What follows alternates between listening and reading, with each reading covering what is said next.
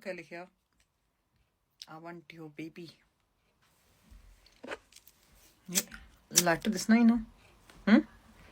माड़े सामने आया है ना ते ताले टूए कि मैं अगला छोटा सा लेटर नाल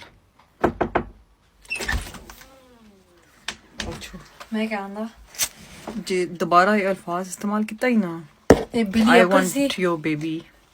ये लेटर दिसना ही ना चुप ये लेटर दिसना पे ना इस लेटर ना मैं ताले टूए की अगला सा ये जी अगला सा ना कि तू उड़ना जासे तो कुछ दिसने लगा कुछ है कि अगर दोबारा ये जो अल्फाज इस्तेमाल किया है आई वांट योर बेबी मैं थोड़ी बे हाँ पता है माँ है तक मैं बे हाँ समझी गए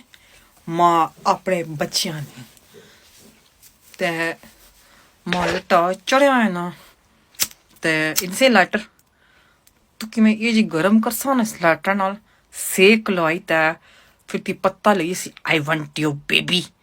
बेबी नहीं मैं बेबा देसा तक्या ना ये दिसना ये जुत्ती गंदी हुई है कुड़ी नहीं है पर कुट्टी कुट्टी ना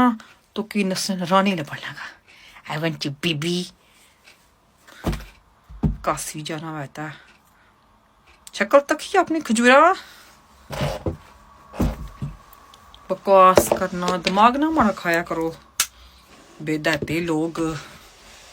शामी आने कोई चीज ही होनी है बकवास करने हो मजाक शुगल करो ये इतनी लिमिट क्रॉस करने हो सकी गैरत को नहीं है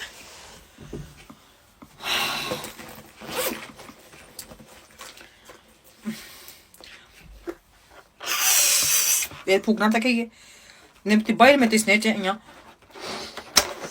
यहाँ तो कि मैं पर ना बलून लाई ना सारे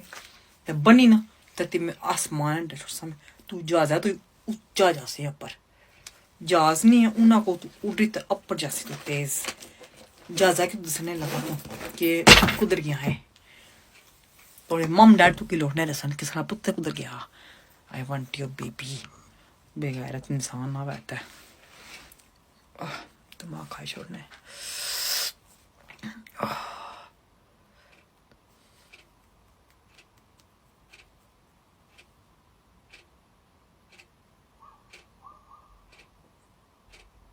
गड्डियां पसने थोड़ी मैं करा एक